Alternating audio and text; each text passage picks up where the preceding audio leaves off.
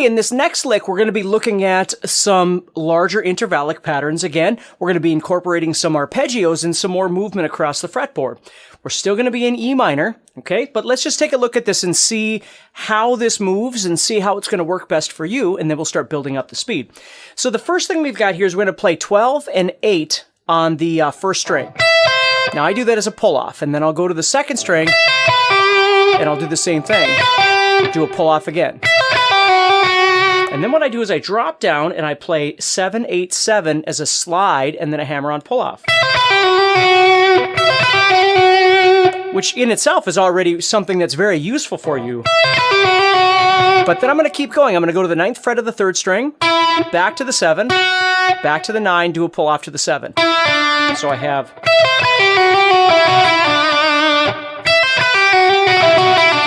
And then I'm going to continue on. Now what I'm going to do is play 10, 9, 7 on the 4th string.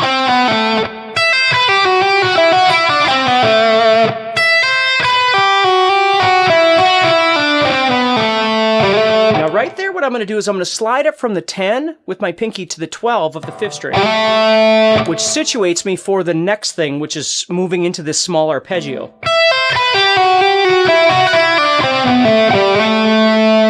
Okay. Now this note right here, which is the 10th fret of the 4th string, that's my downbeat. Okay, so if I think about it as 1 and 2 and 3 and 4 and 1 and 2 and 3 and 4 and... When I get to this note right here, this is the 1 all over again. So when I practice something like this, what I do is I take the metronome and I just practice over and over and over, and I start developing where that downbeat needs to be so I can work on the first part.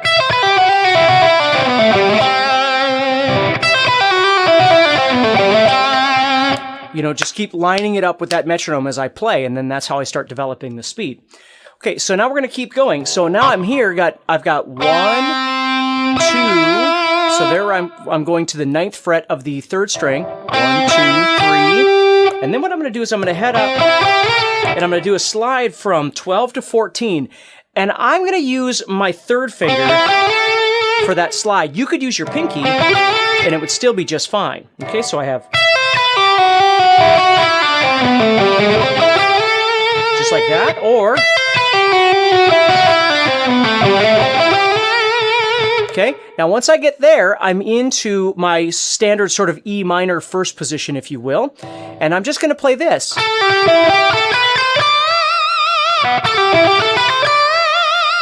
So I have...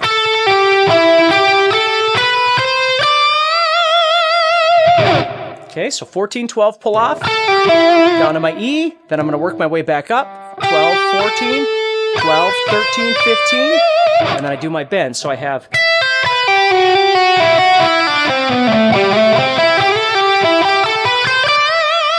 So everything's just getting 1 and 2 and 3 and 4 and 1 and 2 and 3 and 4 and 1 and 2 and 3 and 4 and...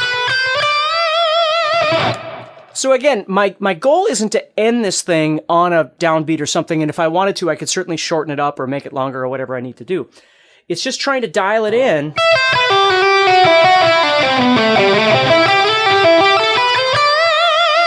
Over and over and over until it starts feeling more comfortable.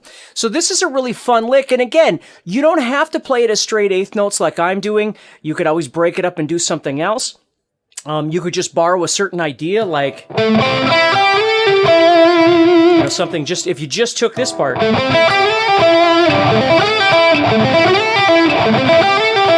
You know, you might just like something like that, right? Or if you're coming off, you know, you might just like a piece of that. I'm always studying other solos and licks and ideas from different players. And my big thing, and I know I've told you this a million times, but my big thing is I don't always use the whole thing. I just grab something in there that makes the most sense to me, and then I'll utilize that in my own playing. And sometimes it'll become something else, right? Which is where a lot of the stuff that you're learning right now comes from, is just a spark from somewhere else, and then I develop into something a little bit bigger and then share it with you. And then you can kind of decide what you want to do from there. So this is a really fun one to check out as well.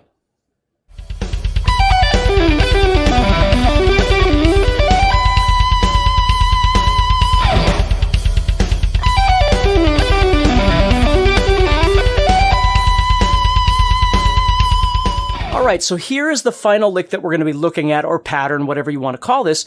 And again, this is going to be using some wider intervallic movements, some arpeggios. These are all things that I use very commonly in my playing. So let's break down what's actually happening here. I'm going to be doing a pull-off from 19 to 15, and then again 19, 15 on the second string. I love those wider intervals, as you're probably noticing. Now, right here, what I'm going to do is a little arpeggio, where I'm going to be going from the 15th fret of the second string, which is where I left off with the pull-off. And then I'm going to play 16, 17. Now, for me, I'm going to do those as upstrokes. So I'm doing down pick, pull-off, down pick, pull-off, up, up. Now, you don't have to do it that way, but it just feels really comfortable for me, especially when we get into the second part of this lick. You'll kind of see why, but please understand that you can always readjust this to whatever's going to feel best for you, depending on the speed that you're trying to get to, and just comfortability. It makes all the difference in the world. So I've got...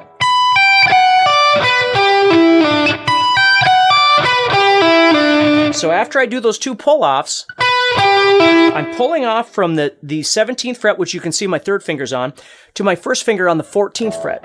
So I have... And then I'm going to slide back to the 12th fret.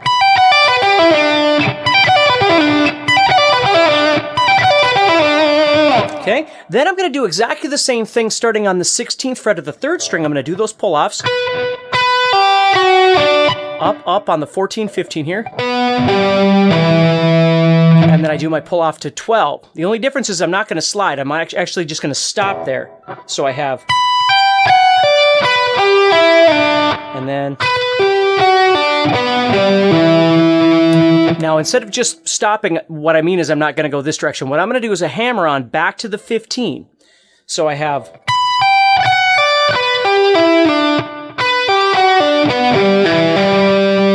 Okay, now that 15 is the beginning of an arpeggio moving this direction. So I'm going to play 15, which is what I left off on with that hammer-on, 14, and then 12. So I have...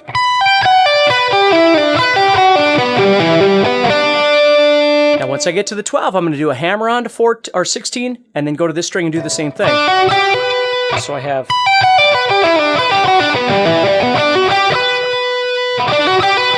So again, I've just got that nice wide interval in there that sounds kind of cool. And then what I'm going to do is I'm going to just come back. So I did 12, 16, 12, 16 as hammer-ons. And I'm just coming back with a pull-off on this one. And then 16, 12. Okay, so now I've got... Then I'm going to slide up to the 14. Then I'm going to go right back to the 17, 16, 15. Now I'm playing them downward. Doing my hammer-on to 19. And then 15, 19. So I'm coming right back up the way I went down.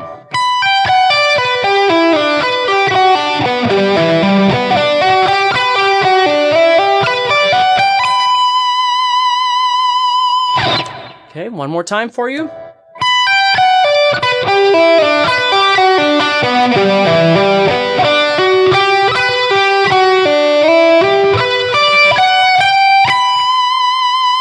And again, your job is to figure out what feels most comfortable when you're picking this. Which direction feels good to you?